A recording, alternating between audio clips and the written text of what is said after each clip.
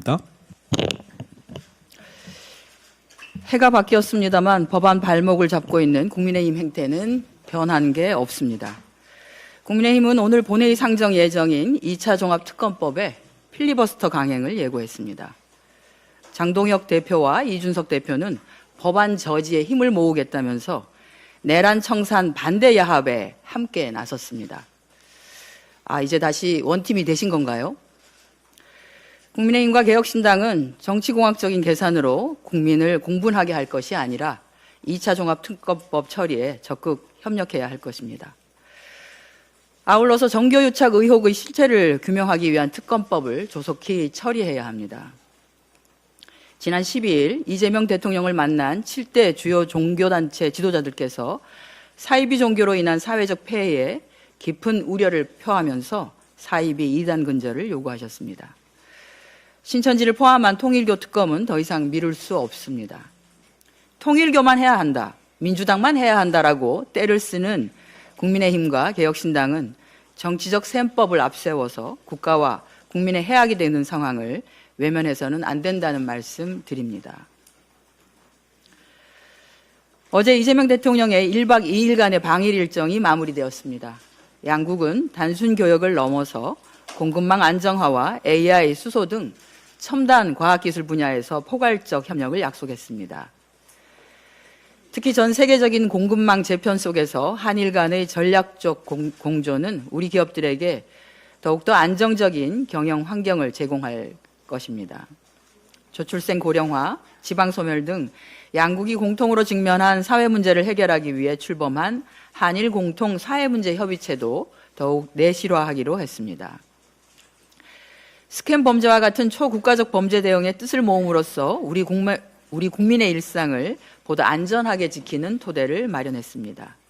출입국 절차 간소화와 수학여행 활성화 등 미래 세대를 위한 교류 확대 방안도 구체화되었습니다. 양국 정상은 일제강점기 강제동원 희생자들이 묻힌 야마구치현의 조세이 탄광의 유해 공동 발굴 및 신원 확인을 추진하기로 합의했습니다. 1942년 수몰 사고로 지난 84년 동안 차가운 바닷속에 방치되어 있던 조세이 탄광 강제동원 희생자는 136명입니다. 그중에 대구 경북 출신이 무려 70여 명으로 가장 많았습니다. 그동안 평행선을 달렸던 과거사 현안에서 인도주의적 접근을 통해 실질적인 진전을 이룬 첫 사례이자 과거사 문제를 함께 풀어갈 실마리를 마련한 것으로 이번 방일의 가장 상징적인 성과라고 할 수 있을 것입니다.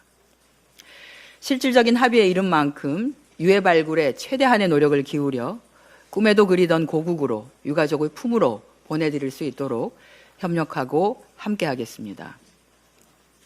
한일 정상회담에 이어서 17일부터 19일까지는 조르자 멜로니 이탈리아 총리의 방한도 예정되어 있습니다. 이재명 정부가 청와대로 복귀한 뒤에 처음으로 맞이하는 외빈이자 이탈리아 총리의 방한은 19년 만입니다. 정부 출범 후 처음으로 방한하는 유럽 정상이기도 합니다.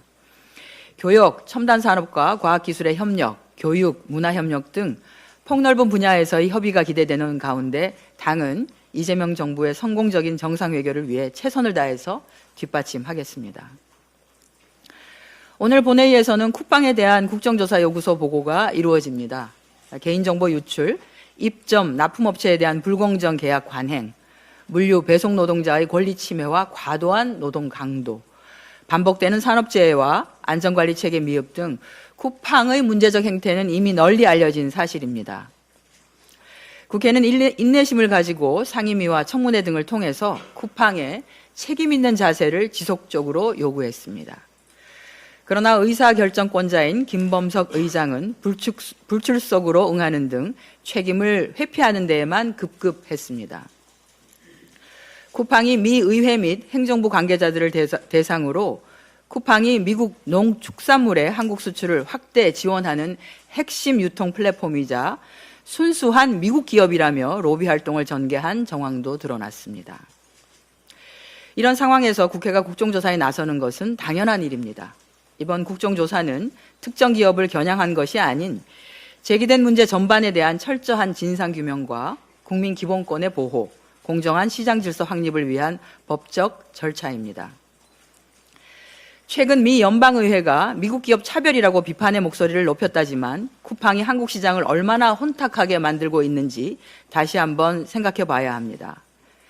이미 미국은 미국 소비자 개인정보 보호를 근거로 본사가 외국에 있거나 외국 기업이라 하더라도 연방거래위원회, 법원, 행정부 규제를 강하게 적용해 왔습니다. 우리는 이것을 특정국의 특정 기업을 겨냥한 규제라고 보지 않았습니다. 이제라도 소비자, 노동자, 소상공인 등 한국 시장 전반에 막대한 영향력을 행사하는 플랫폼 권력에 걸맞는 책임을 제도화하고 또한 규율해야 합니다.